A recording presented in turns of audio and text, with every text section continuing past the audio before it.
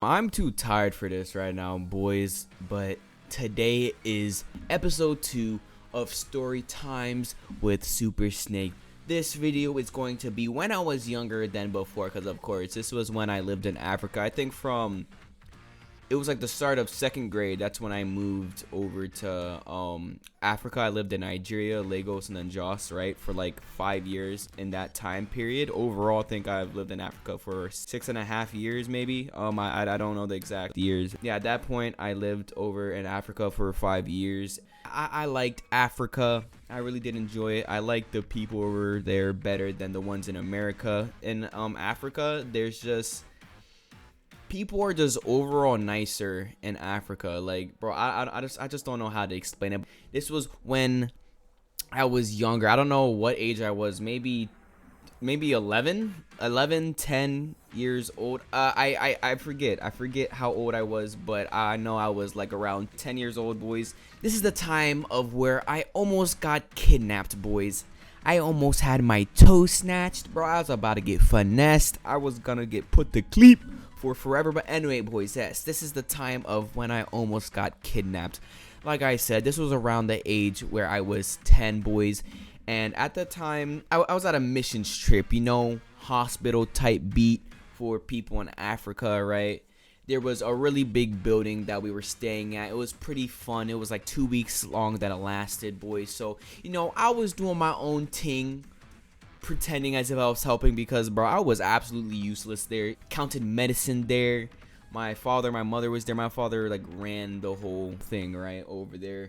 People were nice over there and everything. So, at that time, I didn't really know what was happening, right? I was just doing my things, the things that I was supposed to do, boys. Me being a little dumb kid, I wanted to go find my mom. So, I entered the building that we were staying at. And the building that we were staying at had dumb amount of stairs, boys.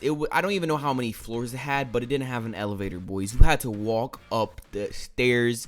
And as a little boy, as a little kid, that thing tired me out. Like, boys, it was like an insane amount of stairs that we had to climb, right? And we sat at the top floor.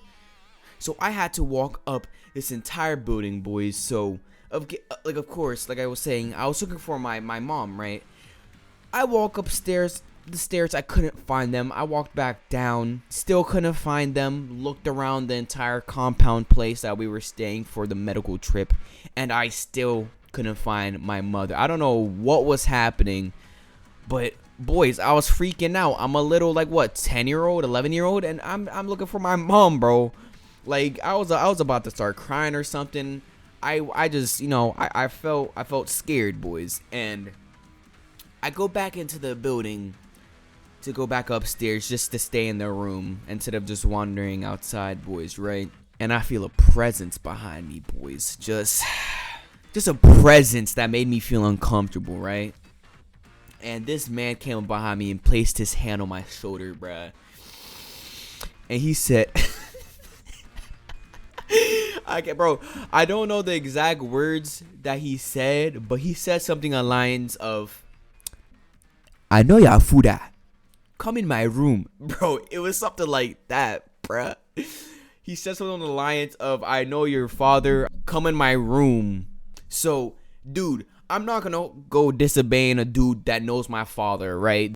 My dad was a respectable person, right? So there is quite a lot of people that know him. So, I mean, I couldn't say if I knew him or not. So I just thought to myself, you know what? He probably knows my father, so I'm just gonna listen to him. So I forgot what I don't know if he kept his hand on my shoulder or if he grabbed my hand or something, or my arm. But yeah, this man took me into his room and closed the door. It was like apartment type beat, right? And when I entered the place, right, it was weird. The kitchen was to the left, and there was a sofa right there. Wait, no, he didn't. Wait, he said that, "Do you want to watch cartoons, bro?" And he also said that he knew my father. My bad. Like I said, I forgot what he was saying.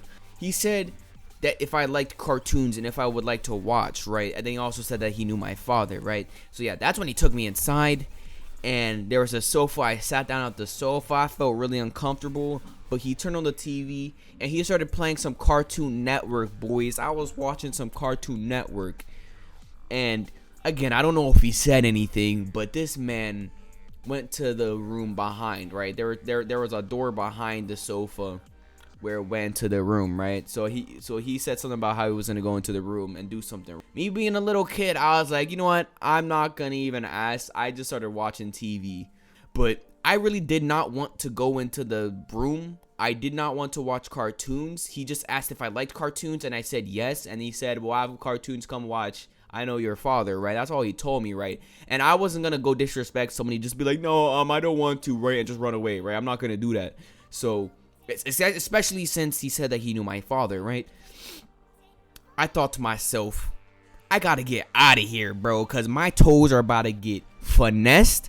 I don't know what the freak is about to happen to me, because, guys, I'm 50-50, right? But my skin is super pale. So, I am super pale compared to people that has brown skin. Like, I'm really light compared to my family. Like, I mean, compared to my sisters and my father.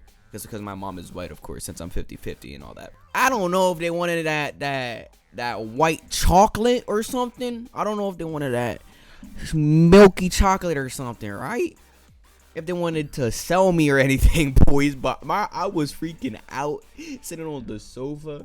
So I heard rumbling in the room behind me, guys. Like, I'm not gonna hold. There was rumbling in the room behind me, and I was just thinking, I need to get out of here, right, before he came back out. So I got up, and I went to go to the door.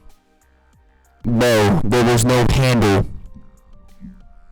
How are you going to have a door that doesn't have a handle, my G? There was no handle that I could twist the door open. So I start freaking out even more. Now realizing that, bro, I can't get out this room, right? I'm freaking out, my G. There was no way I could exit that room. But then, see, I'm a fat brain, right? And I thought to myself, I saw keys. And if you stick keys inside a door like that and you twist it, like, hard enough, it also twists it basically twists the handle. So you can still open the door with keys instead of a handle. So I twisted those keys. I opened that door. Guys, I did it as quietly as I can because this man was still rummaging in his room. And I closed the door as quietly as I could. And I ran as fast as I could. And I saw my sisters. And I ran up to them and told them what happened, boys. I almost got finessed. I don't know if the guy really knew my father. Really, I honestly do not know, boys. And yeah, that my sister said that was the fastest I've ever run, boys, ever before. I was sprinting, boys. And yeah, that was the time that I almost got kidnapped. Second episode of Stories with Super Snake. Ayo, go down there, smack the like button. Please subscribe if you guys did enjoy. And I'll see you guys in the next one.